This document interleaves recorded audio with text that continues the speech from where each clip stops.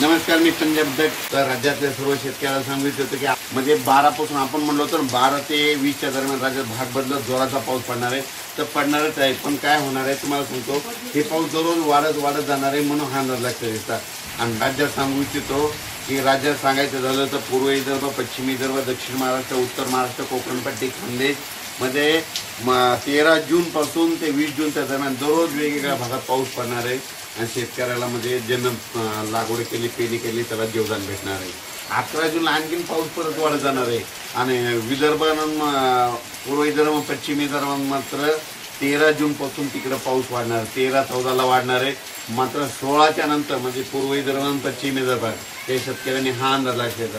16 जूनपासून ते 20 जूनच्या दरम्यान दररोज विदर्भात भाग बदलत मोठा पाऊस पडणार आहे, हा अंदाज घ्यायचा.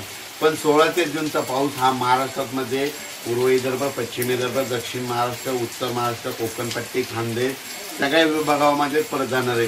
म्हणजे सांगायचं झालं ते 20 जूनपर्यंत सगळीकडे थोडा पाऊस परत जाणार आहे, पण जोराचा पडणार आहे, हा अंदाज लक्षात. काय झालं, बरेच शेतकऱ्याचे फोन आले की आज पाऊस नाही आला. तर तुम्हाला सांगतो, मी पहिल्यापासूनच अंदाजामध्ये काय केलं, सांगितलं होतं की 7, 8, 9, 10च्या जूनमध्ये भाग बदलत पाऊस पडणार आहे. तर तसंच पाऊस पडायला आहे. आणि आज देखील 10 जून आहे, आज देखील तसाच पाऊस पडला.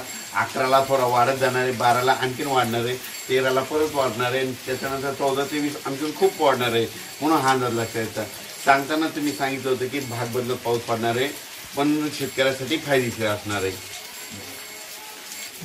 उर्वरित शेतकऱ्यांच्या ज्यांच्या जमिनीमध्ये ओल असेल तर त्यांनी काय करा, तुम्ही तुमचा पेरणीचा निर्णय घेऊ शकता.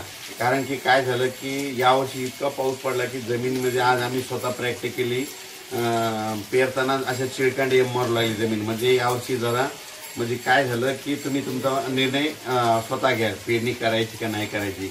पण जमिनीमध्ये ओला असली तर तुम्ही तुमचा निर्णय घेऊ शकता. अचानक वातावरणात बदल झाला तर लगेच एक स्थितीला जाईल. धन्यवाद.